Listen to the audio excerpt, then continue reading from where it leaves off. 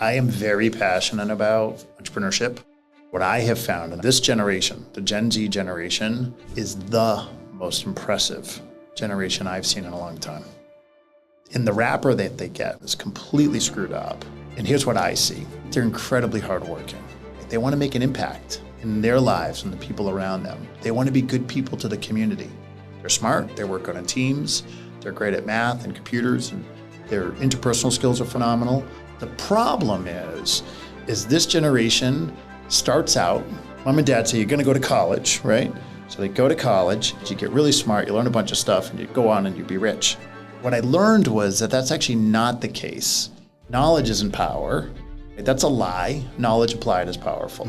And a lot of your success has to do with where you end up, who you surround yourself with, who you learn and develop from. And the worst place you want to learn and develop is from career services inside of a university. And it's not all universities. So when you're a student, the career services department basically says, here are the jobs that are allowed. Handshake provides them the platform to approve or disapprove those jobs. And then Handshake also has their own set of security and safety in terms of how you're able to interact with the students. So every single student that's involved with Handshake, they have an access to an account and they're able to explore the employers that are on there. It's a restrictive monopoly on the student population on the jobs that aren't necessarily right for the student. The student doesn't have a choice. The career services has a choice. Handshake has a choice. And I always say it's a little bit of extortion, because what they do is if an employer wants to get access to a student, you have to pay to play, and you have to play against my rules, who are set forth by Handshake in addition to the career services department. It's not a fair game.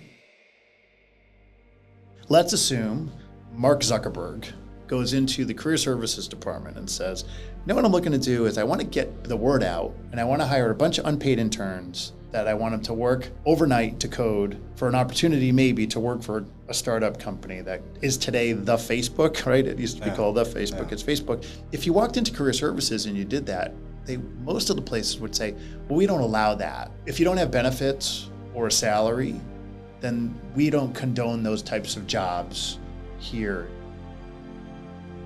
Think about it. How many people do you know that are in the commercial real estate or real estate business or millionaires? Lots.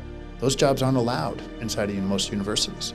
There's no leadership in this, right? And there needs to be leadership at the university level to promote entrepreneurship. I created this company, as you know, called Take the Power Back. What I have this vision of is to help young adults get a vision in terms of what can be successful and how do you do it. I want to be able to show people clips of like myself who dropped out of college and went into a sales career and turned that sales career into my own company. Mark Cuban, sales career. Steve Jobs, sales career. I want people to get a picture of what real successful business people look like. I want to create a place where if an employer wants to put a job and a student wants to apply for it, Career Services has no business deciding what should be and or shouldn't be on the website for jobs. If a kid wants to put an unpaid internship, should be able to do that. A gig job, a young person wants to go hustle and hire another kid and own 5 cars and create a limo business, let them do it. I want students to be able to look and see all of the opportunities that are in the world today. I want to create a speaker bureau. They can find these speakers and request a Zoom meeting or to make it easier for them to get access to successful people that are willing to do those types of things to give back. Starting a business is really tough, especially for young people. You need legal expertise, you need accounting expertise, you need business plan, you may need access to capital. So I want to create this resource for people to have as an incubator where they'll have access to legal advice and also potentially capital. But most importantly, I want to take the power away from career services and the university leadership. That's where it starts and ends.